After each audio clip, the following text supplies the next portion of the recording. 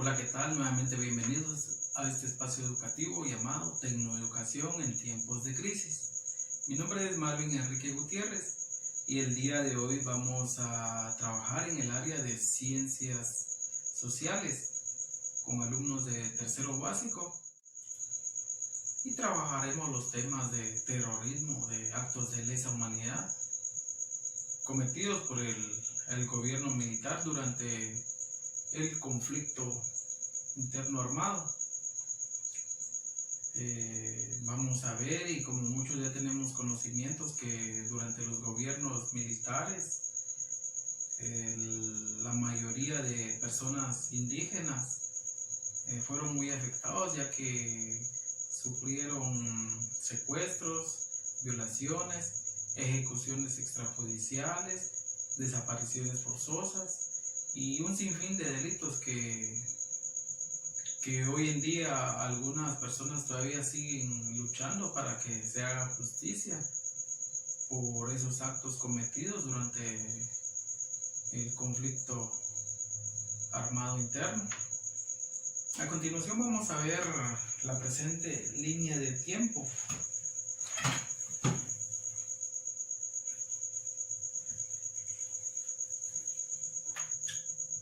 Acá en esta línea veremos los daños ocasionados por el conflicto armado interno de la siguiente manera.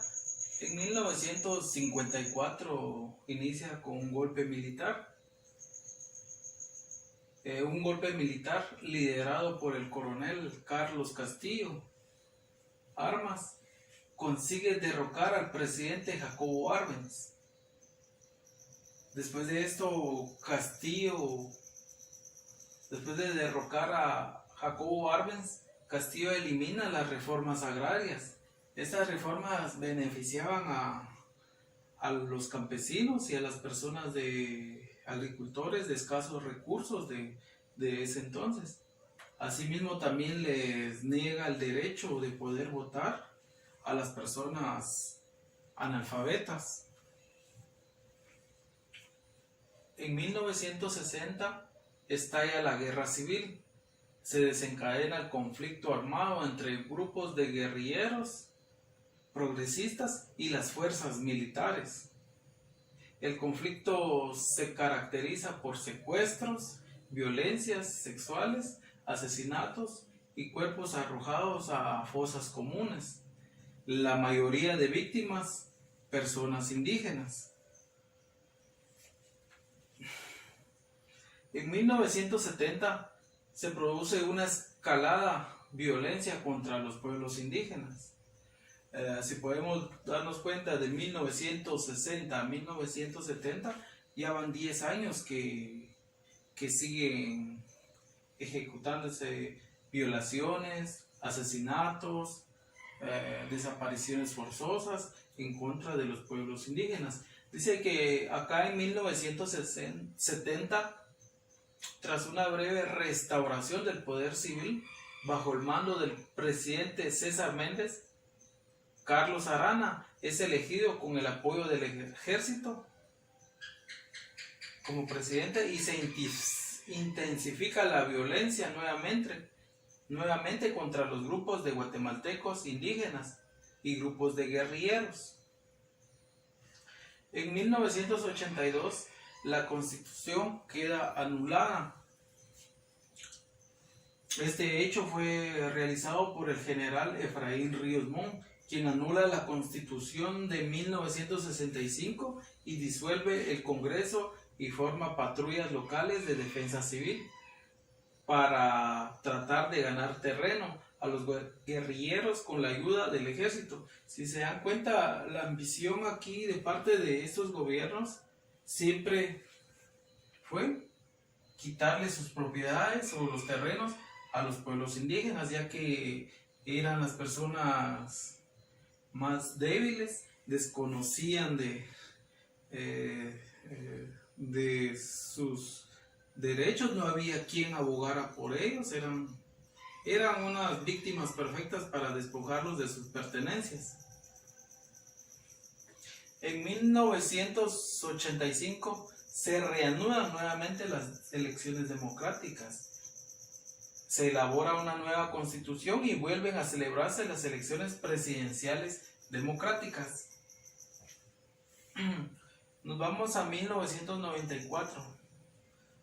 Dice que acá en este año ya el conflicto que se ha venido desarrollando anteriormente ya va cesando. Aquí ya arrancan las conversaciones de paz con la mediación de la ONU y una coalición de grupos de mujeres que participan en el proceso formal de paz. Se calcula que 200,000 personas perdieron la vida o desaparecieron forzosamente durante el conflicto armado. El 83% de las víctimas eran indígenas, que dejaron aproximadamente a 50,000 viudas y 500,000 huérfanos y huérfanas. Estas viudas eran las que estuvieron agilizando y presionando para que todo esto se diera con formalidad. En 1996 se firman los acuerdos de paz durante el gobierno del presidente Álvaro Arzú. Se firman los acuerdos de paz de Guatemala, poniendo fin así a los 36 años que había durado el conflicto armado interno. Estos acuerdos contienen 28 compromisos relacionados con defender por la defensa de los derechos de las mujeres, específicamente de las mujeres indígenas, ya que ellas fueron víctimas de violencia y la mayoría de que quedaron viudas ya que sus esposos fueron desaparecidos, asesinados y ejecutados. A continuación vamos a ver unos de los muchos casos que se dieron de crímenes de lesa humanidad. Tenemos el caso Molina Teinze. Ese se trató del secuestro de una señorita, Guadalupe Molina Teinze. Ella fue secuestrada, digámoslo así, o detenida ilegalmente por los militares en ese entonces. La violaron, la secuestraron y hubo un momento que ella pudo darse la fuga, pero cuando ella se dio a la fuga, como represalias llegaron a la casa de ella y raptaron a su hermano, Marco Antonio Molina Teinze, y desde ese año ya nunca más volvieron a saber del niño o del joven. También está el caso Sepur Zarco en Alta Verapaz, 1982, donde sobrevivieron 15 mujeres que fueron víctimas de violencia sexual, fueron retenidas, coaccionadas. Igual ellas siguieron el caso y hasta que lograron que fueran detenidas algunas personas, no en su totalidad, los que estaban en la cúpula de mando durante esa fecha en la cúpula militar. También tenemos la masacre de Río Negro, que fue en 1982, donde debido a la creación de una hidroeléctrica en este río, esta comunidad se negó a retirarse del lugar, y eso fue lo que les costó la vida a muchos. Muchos fueron asesinados, secuestrados y desaparecidos forzosamente. Estos son los 3 casos de lesa humanidad más sobresalientes durante el transcurso del conflicto armado interno. Espero que les haya quedado claro el tema. Asimismo, vamos a hacer una pequeña dinámica con este pequeño dado que tengo acá.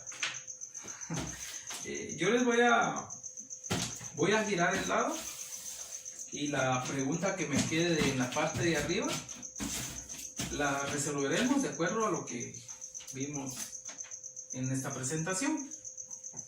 Ustedes allá en su casita podrán responderlo y yo aquí les estaré confirmando y apoyándole con la respuesta correcta. Bueno, la primera pregunta dice así, está acá y nos dice: la mayor parte de víctimas durante el conflicto armado fueron.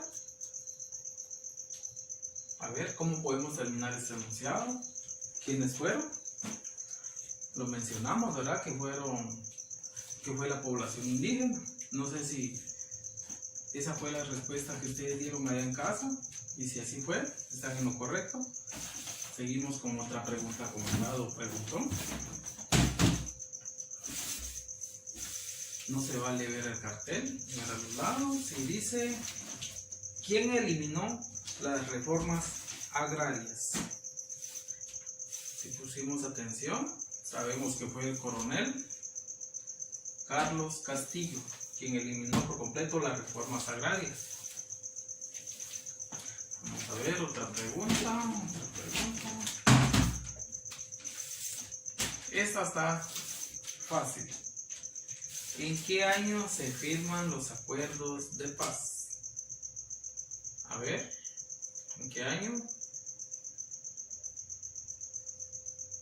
En 1996, durante el gobierno de Álvaro Arzú.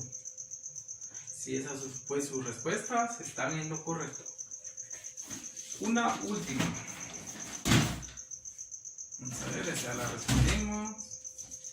Esta dice: mencione un caso de lesa humanidad en Guatemala. A ver qué caso podrían mencionar ustedes de los tres que vimos acá.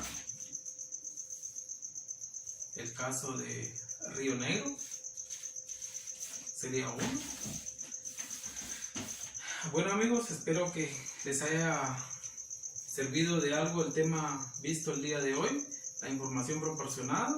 Para mí ha sido un gusto y estaré compartiendo más videos con ustedes y nos veremos hasta la próxima.